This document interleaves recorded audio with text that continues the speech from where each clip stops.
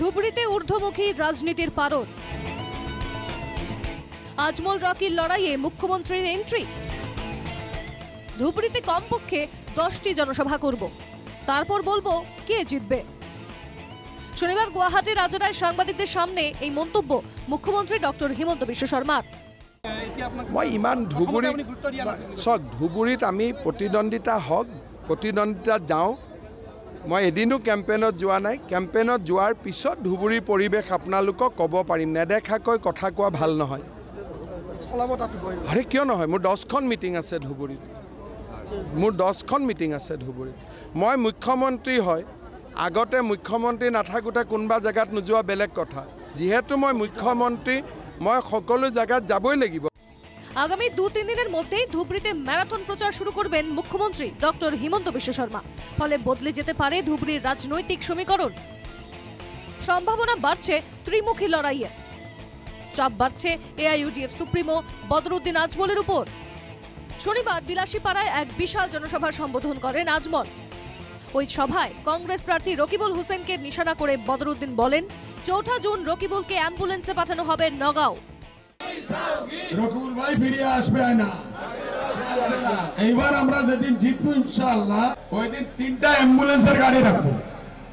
একটা বেহুশ হয়ে রকিবুল যাইব নগাঁও, একটা গৌরব গগৈ যাইব দিল্লি, আর একটা যাইব ভূপেনপাড়া দোয়াত। সব আমরা হসপিটালে পাঠাইব না ভাই। এদিকে আজমলকে পাল্টা জবাব রকিবুল হোসেনের।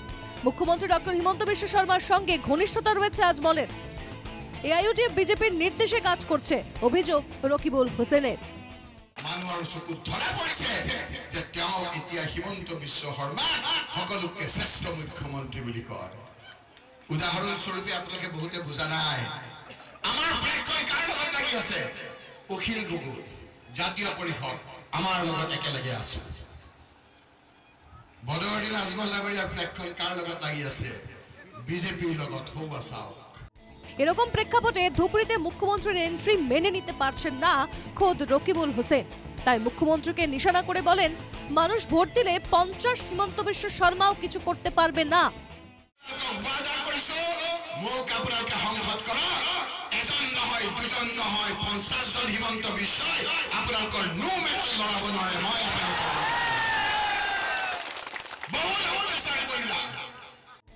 রাজনৈতিক দরজায় সরগরম ধুবড়ী। উদাত্ত ভাষণে বাজিমাত করতে চাইছেন নেতারা। আগামী 7ই মে ধুবড়ী লোকসভা আসনে ভোট গ্রহণ।